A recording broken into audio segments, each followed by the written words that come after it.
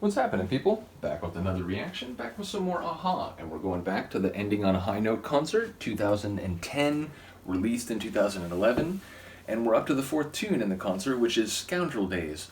People will know, I think I mentioned this a few times, I love every Aha album that we've gone through, but maybe if I had to pick a favorite, if I had to pick a 1A among all the or a first among equals, perhaps better, I think I would pick Scoundrel Days. Again, Manhattan Skyline's presence on that album does make a pretty big difference, but ultimately it's the whole album, and I enjoyed the title track, which opens the album. It has a very dynamic and sort of complex feel. It's kind of intense and a bit suspenseful, I would say, but it also sort of gets very visceral and energetic in parts, so it has some good balance to it. And yeah, ultimately looking forward to hearing how it'll sound, 25, 26 years later. So let's find out, or I guess 24 years later, because it was 86, right? So yeah, technically 24 plus years later. So let's find out. This is Scoundrel Days by Aha, and heard here as part of the Ending on a High Note concert, recorded in late 2010. I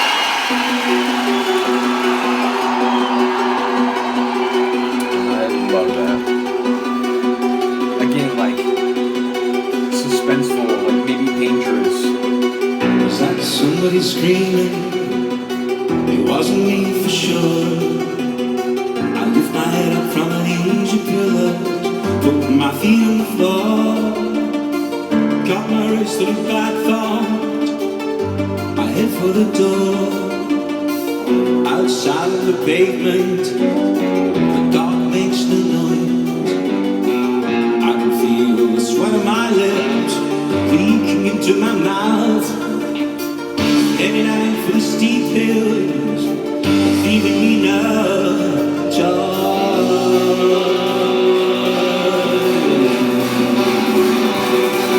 Let's see as I learn something to make it.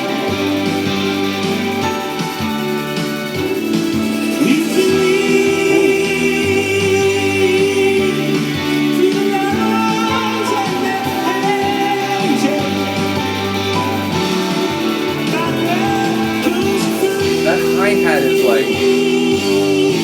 quadruple time.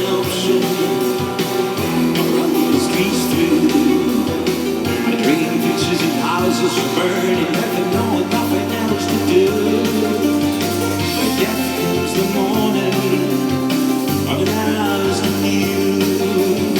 Was it too much to ask for, to pull it away?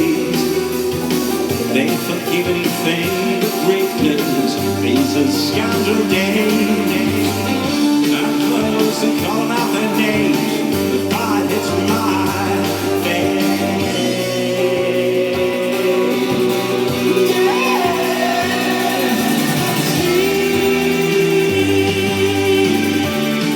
As I learn something to make it.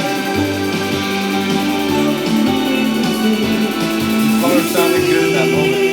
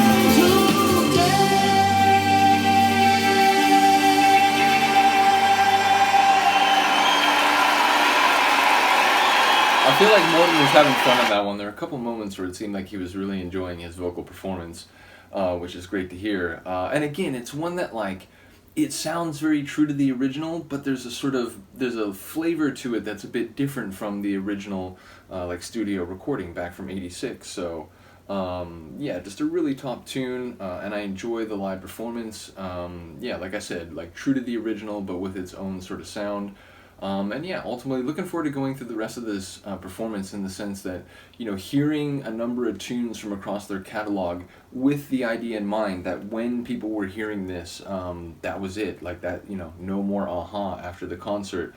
I can't imagine like all the thoughts, because again, as I go through this, I'm thinking about, and this album, and then this album, and I know what they have coming after that, but it's interesting to see sort of the development. I'm thinking about it in time, but I'm like really trying to appreciate sort of the emotional gravity of that experience, but like with the idea that there was no more coming after it. So yeah, cool performance. Do let me know what you think of this one. I will see you next time. Peace.